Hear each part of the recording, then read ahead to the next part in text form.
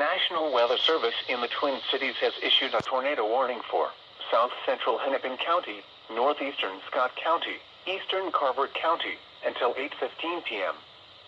At 7:46 p.m., a severe thunderstorm capable of producing a tornado was located over Chanhassen, or 15 miles southwest of Minneapolis, moving east at 15 miles per hour.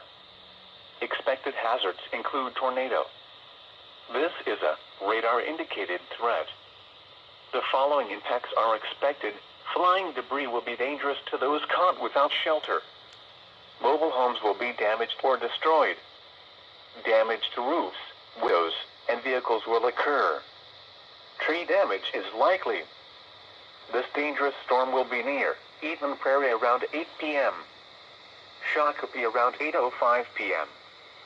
Savage around 8:15 p.m. Other locations impacted by this tornadic thunderstorm include Flying Cloud Airport. Take cover now.